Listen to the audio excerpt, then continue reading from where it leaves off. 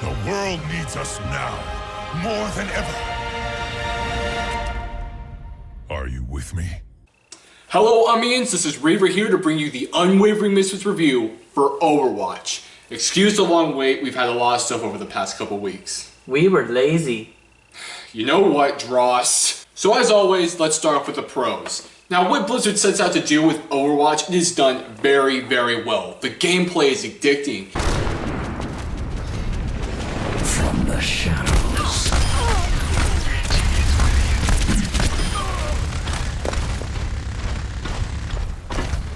And all of its 21 separate characters are well done. It's definitely where a lot of the development went into.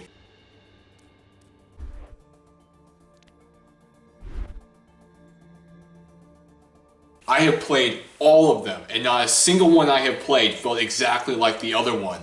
That's mainly due to the fact that they each have at least 2 or 3 abilities, including their Ultra or Ultimate.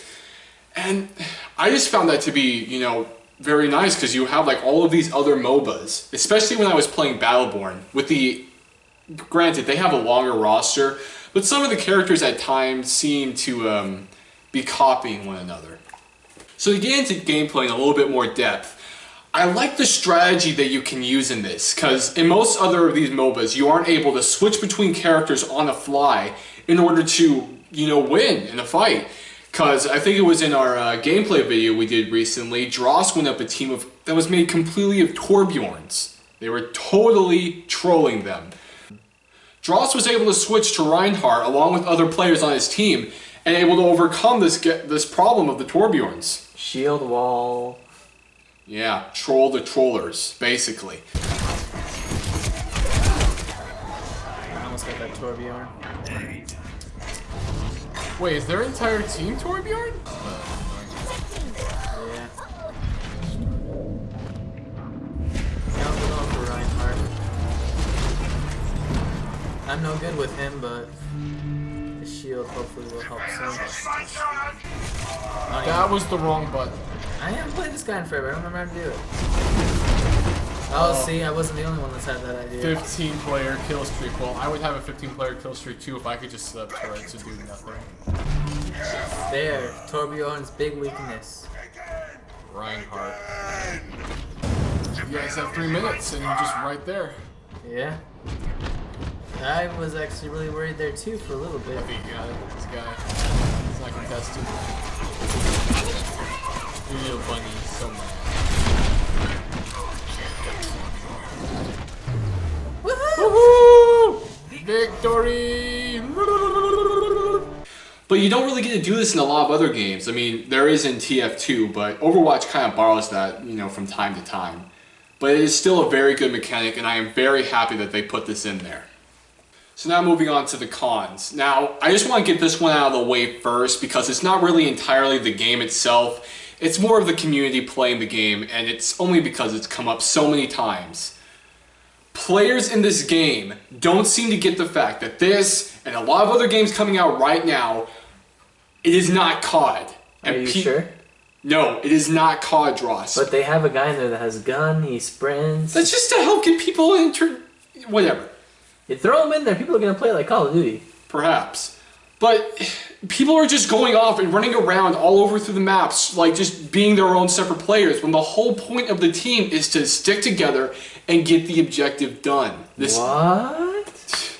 Kills in this game do not matter. Now, this is just mainly for you guys who do this, so not really going to be counting it towards the game itself, but it is a consistent issue. Now, I find this kind of funny, specifically, given the fact that this game had so much story building up to it from like the very beginning, and that whole intro with Winston. We became the greatest champions of peace and progress mankind has ever seen. You were chosen because you had powers and abilities that made you... You joined because you... You already know this. Look, the people decided they were better off without us. They even called us criminals. They tore our family apart. But look around! Someone has to do something! We have to do something! We can make a difference again. There isn't a single-player mode of any kind. There's no story, and sure, it's not really a bad thing. The game is setting out to be a MOBA, but you'd figure with all this other story in its background that there might be something. Heck, there isn't even a codex. I mean, leveling up with your characters in itself is pretty unrewarding. Now, the loot system at times does give you some pretty cool things, though I only ever mainly care about the skins and paints.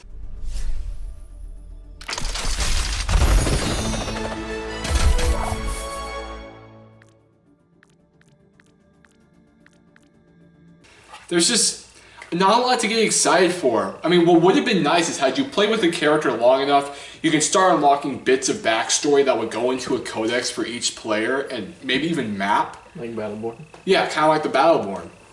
But there really isn't, and I seen it just feels like a missed opportunity. It could have been really interesting to learn a little bit more about those characters that you spend so long playing with, considering the fact that there's only like 3 game modes, 2 of which are extremely similar, over 12 maps. While I did say that the character roster is highly varied and no character or player or whatever felt exactly the same, I will say that some of them, Bastion, excuse me, are very OP.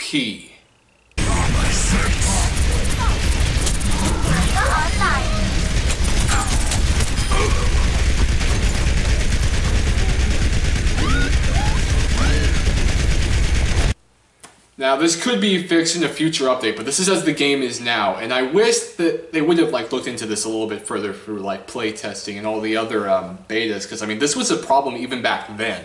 I don't know if they nerfed him too much when the game finally came out. Also, something I didn't mention a bit earlier, you can't choose which type of game mode you're playing. And I don't think this would be a huge problem if they let you do that, because there's only 3 game modes. And none of them are very bad, so I mean, it would be nice if you gotta go in and pick. There are multiple millions of players playing this game. It's not gonna be too hard to find a match within each mode. And then, you know, just one that you can choose randomly, but there isn't.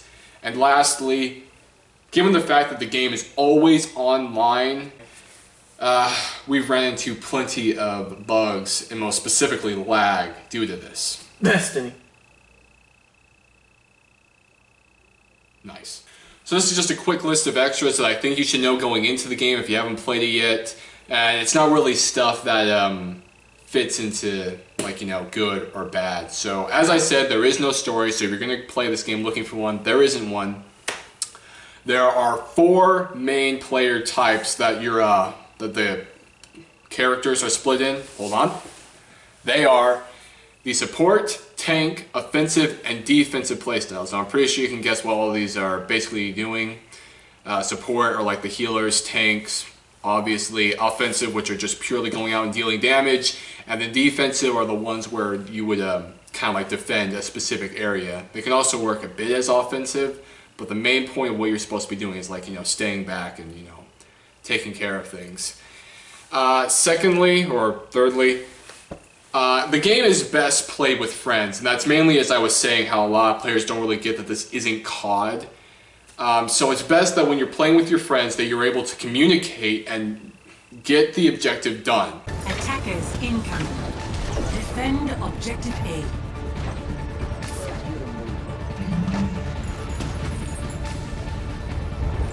Because as I said, too many players keep running around and not doing what you're supposed to be doing. So if you can, play with friends. And lastly, use the training area if you want to get into a new character, like Reinhardt.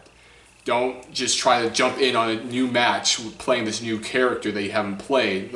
It can be fine if it is really needed, but you should definitely try to get some experience playing them beforehand in a non-other player setting so that you know what you're doing going into the game. I've got you in my sights. Double, triple kill.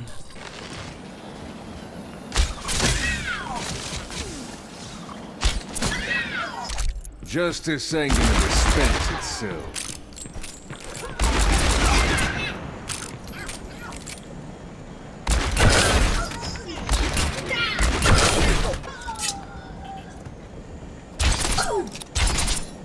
So as I said, what Blizzard set out to do in Overwatch, they did very well. Though what they did set out to do isn't very much.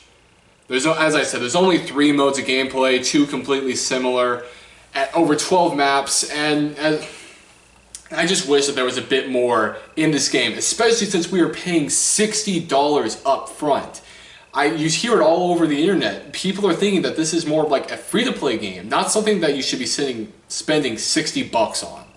And had sure there been a few more modes and maybe a few more characters, that might have warranted that price. The only good thing I know is that there are going to be future updates that will give you more and more characters that are going to be completely free. But as of right now, it seems kind of ridiculous paying $60. So if you can, unless you're really wanting to play this game, wait for a price drop. It'll save you a bit of extra cash, or buy a used version. There's not much more to say. People online are giving this like 10 out of 10, 9 out of 10. It's just... The game is good, yeah, but it is very bare bones. And as you probably might guess, you want to play this in short bursts. I mean, I've had to take time off from this game, though I will continue playing it later.